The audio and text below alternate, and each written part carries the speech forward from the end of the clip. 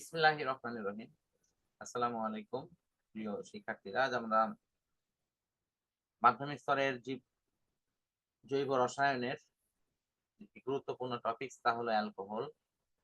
এই অংশ থেকে পড়া ইনশাআল্লাহ শুরু করছি। তো প্রথমে আমরা একটু জানার চেষ্টা করি যে আসলে অ্যালকোহলটা কি এবং এটা কিভাবে তৈরি হয়।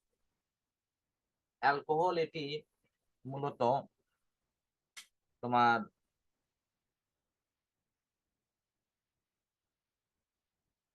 অ্যালকাইল মূলকের সাথে যদি একটি হাইড্রক্সিল মূলক যুক্ত করা হয় তাহলেই সেটি হয় হলো অ্যালকোহল। আমরা একটু জানার চেষ্টা করি অ্যালকাইল মূলকটা কি। অ্যালকেন থেকে যদি একটি হাইড্রোজেনকে অপসারণ করা হয়,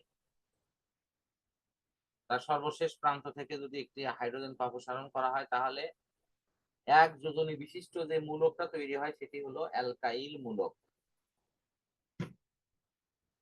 এখন এই অ্যালকাইল মূলকের সাথে আমরা কোনো যৌগ হতে বা কোনো বিশেষ প্রক্রিয়ায় যদি হাইড্রক্সিলকে তার সাথে যুক্ত করতে পারি তাহলে সেটি অ্যালকোহল হয়ে যাবে।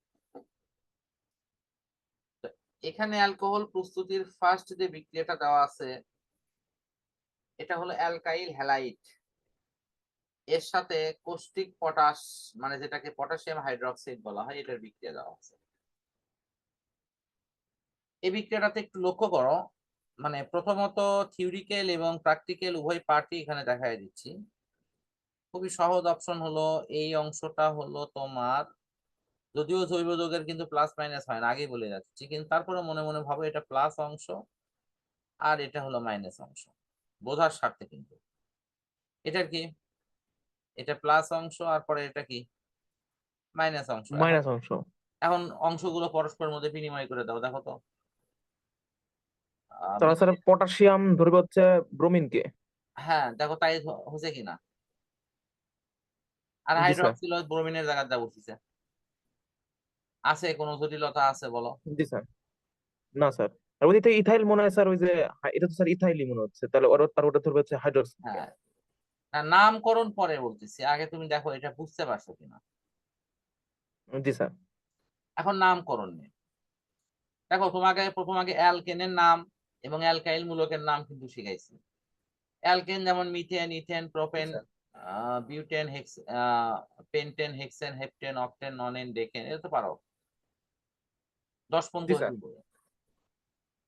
দ্বিতীয় 10 হলো পর্যন্ত তোমার, স্যার। না 10 পর্যন্ত হলেই তোমার 9-10 ক্লিয়ার হয়ে যাবে। 20 পর্যন্ত প্রয়োজন হতে পারে ইন্টারভিউ, এখানে মিশে মাথা ভারী করার দরকার নেই। শিখলে তুমি শিখতে পারো, বিশেষ বিশেষ করে তোমাদের স্কুলে আবার জানি না সেই ধরনের ক্লাস আরো আদৌ হবে কিনা। আমি তো সেই পৃষ্ঠাগুলো দিয়েছি তোমাকে, তথ্য। জি স্যার, পৃষ্ঠাগুলো আমার কাছে আছে, কিন্তু পরে আর দেখি না। 10 পর্যন্ত স্যার আছে। না 10 পর্যন্ত হলেই হবে, না ওখানে আছে, সবগুলোই আছে ওখানে, 20 কেন একবারে 100 পর্যন্ত মনে হয় আছে। এবার দেখলাম স্যার আমাদের স্কুলে একটু ভালোই দেখলাম স্যারটা ব্যবহার করলো, যে মানে জৈব যৌগ বইয়ের বাইরে থেকে তো স্যার প্রশ্ন করছে, তা বললো যে বইয়ের বাইরে থেকে প্রশ্ন এগুলা, তাই তোমাদের ফুল মার্ক দিয়ে দেওয়া হয়েছে যারা যারা অ্যান্সার করছে এখান থেকে। সবাই দেখলাম ফুল মার্ক, যারা জৈব যৌগ থেকে দিছে। ওগুলো সরকারি স্কুলগুলোতে করে। জি স্যার। এখানে কিন্তু বোর্ডে এখানে তো নাও দিতে পারে, মানে না না, এখানে বেশিরভাগ জেলার দিতেছে বইয়ের বাইরে। বিশেষ করে জেলার প্রশ্ন অনেক, মানে ভিএম এর চেয়েও কঠিন হয়। আচ্ছা যাই হোক, আহ এখন আসো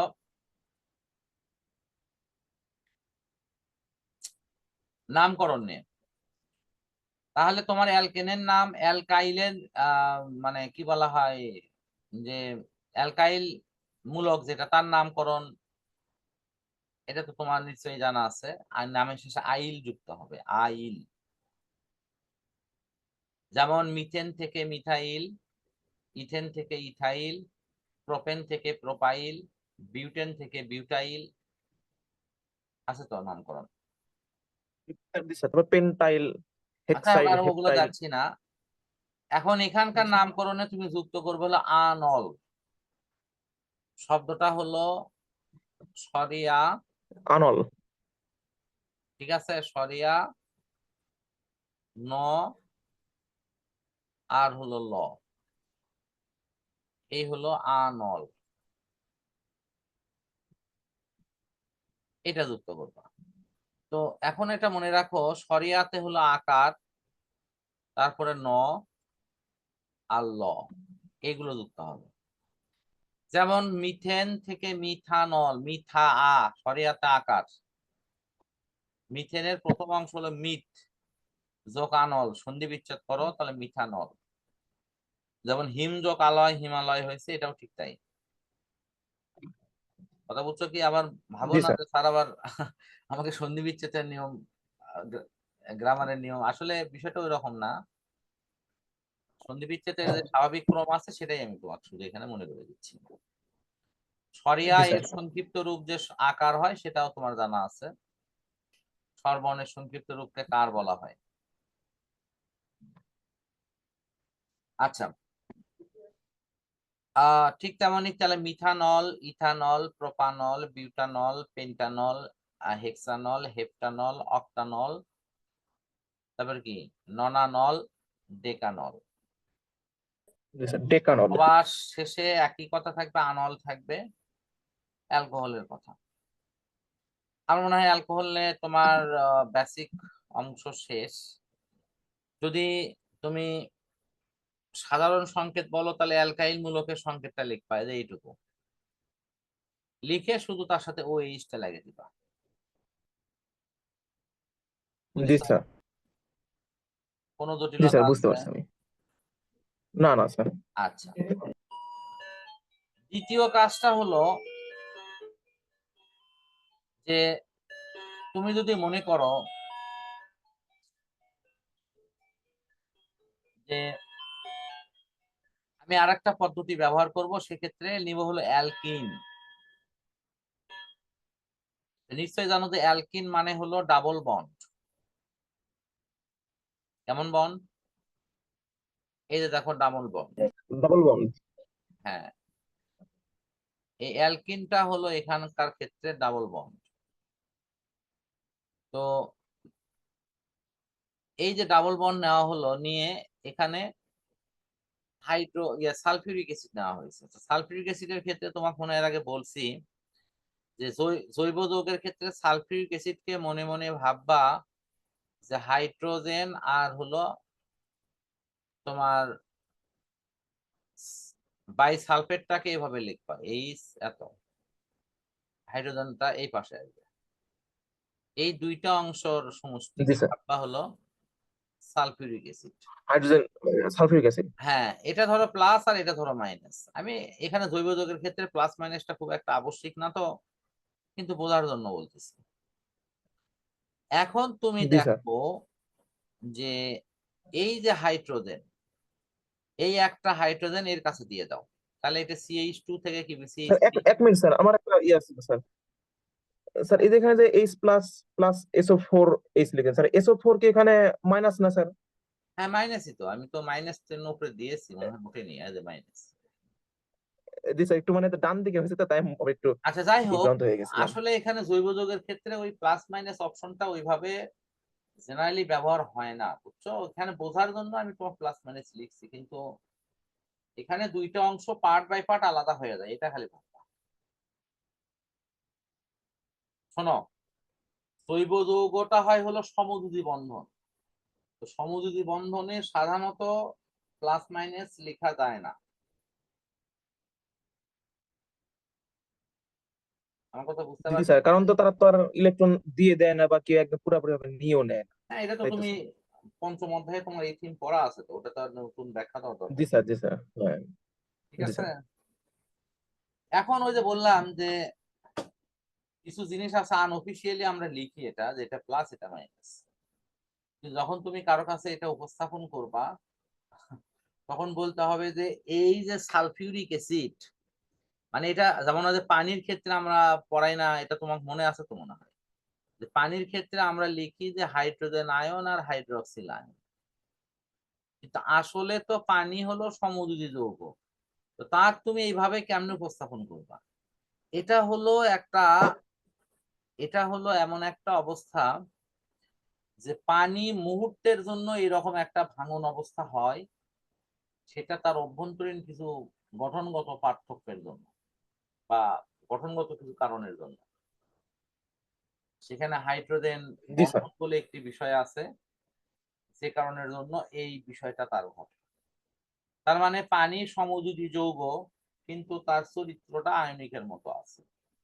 আয়নিকের মতো থাকা আর আয়নিক, এই দুটো কিন্তু এক জিনিস না, এটা তোমাকে মনে রাখতে হবে।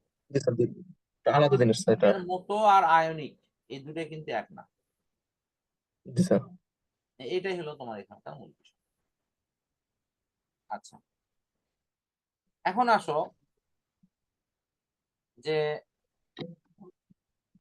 এই জায়গায় তুমি তাহলে ভাবো, এটাই ওই যে একটা হাইড্রোজেন, সেই এই যে হাইড্রোজেন, এই হাইড্রোজেনটাকে এর কাছে দিয়ে দাও, তাহলে এটা CH3 হয়ে গেল না? জি স্যার, CH3। দেখো তো CH3 হচ্ছে। জি স্যার, ওই যে একটা প্লাস আগে করে দিলেন হাইড্রোজেন, ওটা এসে যুক্ত হলো এখানে। হলো, তাহলে এখানে তো একটা হাত ফ্রি করা লাগছে।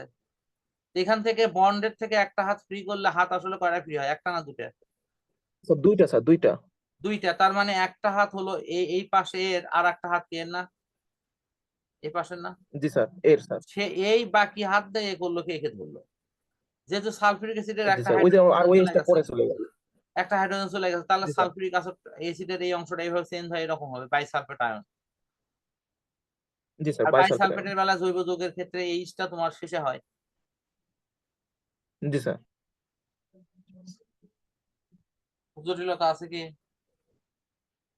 না না স্যার, এখানে কোনো স্যার এরকম জটিলতা নাই। আচ্ছা, কোনো জটিলতা নাই। এরপর এরপর এখানে একটা মজার কাজ করা হয়, সেটা হলো এর সাথে পানি যোগ করা হয়। যখনই পানি দেওয়া হচ্ছে, কথা বুঝছো কি? যখনই পানি দেওয়া হচ্ছে, তখন এই পানি মানে কি? পানি মানে হলো, তুমি ভাবো এই জায়গাতে, আমি কিন্তু এখানেই যোগ করে দেখাচ্ছি। পানি মানে ভাবো এখানে হাইড্রোজেন আয়ন আর হাইড্রক্সিল আয়ন, এই দুটোই তো আছে। জি স্যার। এখন এই যে তোমার গোল্ড সেন্নুর মধ্যে যে বাইসালফেট, এর আসলে কি দরকার? সালফিউরিক অ্যাসিড কোনোটাই যদি হতে চায়, আর কি কোনো শুধু হাইড্রোজেনটা দরকার না? একটা স্যার হাইড্রোজেন হলেই চলে যেতে পারবে। তাহলে ওই হাইড্রোজেনটা হাত ওই স্যার ফাঁকা নিয়ে, করতে হবে না। ওই আগের মতো আবার সালফিউরিক অ্যাসিড হয়ে গেল।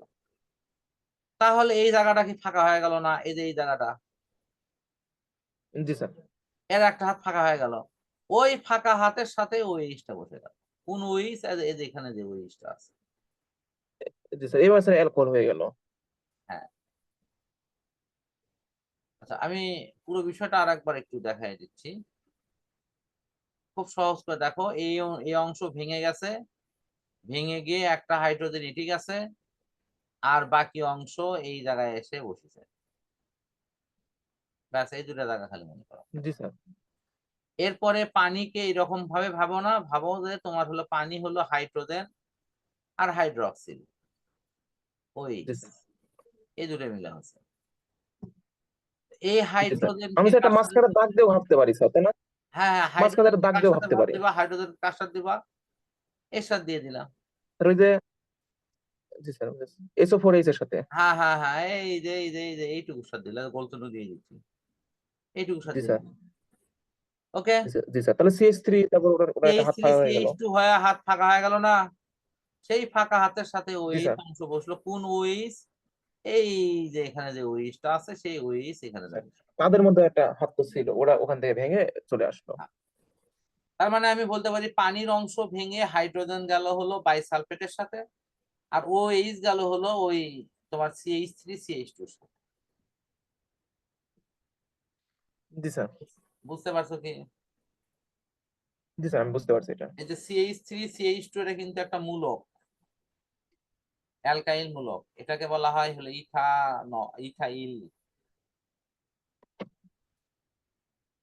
আমার মনে হয় যে এই অংশ শেষ।